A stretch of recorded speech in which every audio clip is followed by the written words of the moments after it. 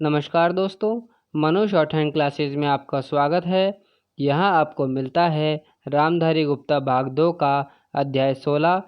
Dictation show शब्द प्रति minute शुरू होगी 3 सेकंड बाद। महोदय, सामुदायिक और सामाजिक परिसंपत्तियाँ सृजित करना ग्रामीण गरीबों को प्रत्यक्ष तथा निरंतर लाभ पहुँचाने हेतु उनके लिए परिसंपत्तियों का निर्माण करना, मजदूरी स्तरों पर सकारात्मक प्रभाव डालना, ग्रामीण लोगों के जीवन स्तर में समग्र रूप से सुधार लाना, गरीबी की रेखा से नीचे बसर करने वाले लोग लक्षित वर्ग हैं। अनुसूचित जातियों, अनुसूचित जनजातियों और मुक्त बंधुआ मजदूरों को वरीयता दी जाती है। रोजगार के 30% अवसर महिलाओं के लिए आरक्षित हैं। केंद्र और राज्य सरकारों द्वारा 80 व 20 के अनुपात में व्यय वहन किया जाता है। केंद्रीय आवंटन के कुल गरीबों की तुलना में राज्य संघ शासित क्षेत्र के गरीब ग्रामीण लोगों के अनुपात के आधार पर किया जाता है। वे सभी कार्य शुरू किए जाते हैं जिनसे टिकाऊ उत्पादक स्वरूप की सामुदायिक परिसंपत्तियों का सृजन होता है। पंचायत समिति द्वारा परियोजना का मूल्यांकन और अनुमोदन किए जाने के पश्चात उसे अनुमोदन देने हेतु ग्राम पंचायत सक्षम है।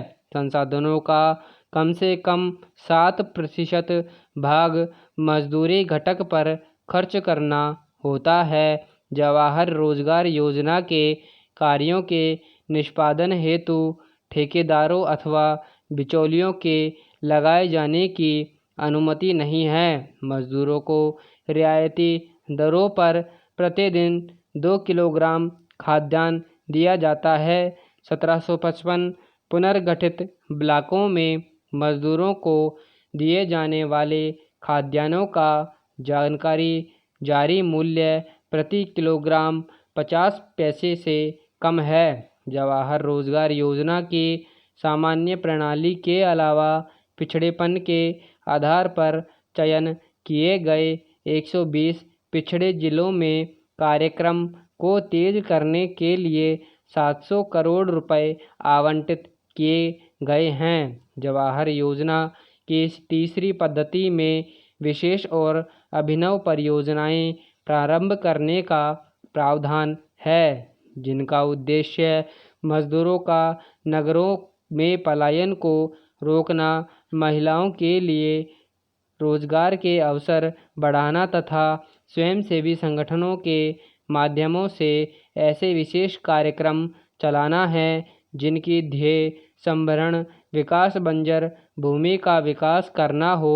मानव जीवन यापन के लिए आवास महत्वपूर्ण है और इसलिए सामाजिक आर्थिक विकास के लिए यह आवश्यक है। ग्रामीण लोग अच्छे उन्नत किस्म के मकानों की अत्यंत आवश्यकता महसूस करते हैं। ग्रामीण गरीब लोगों की आवास संबंधी आवश्यकताओं को पूरा करने के प्रयासों से एक भाग के रूप में मई 1985 में इंदिरा आवास योजना शुरू की गई।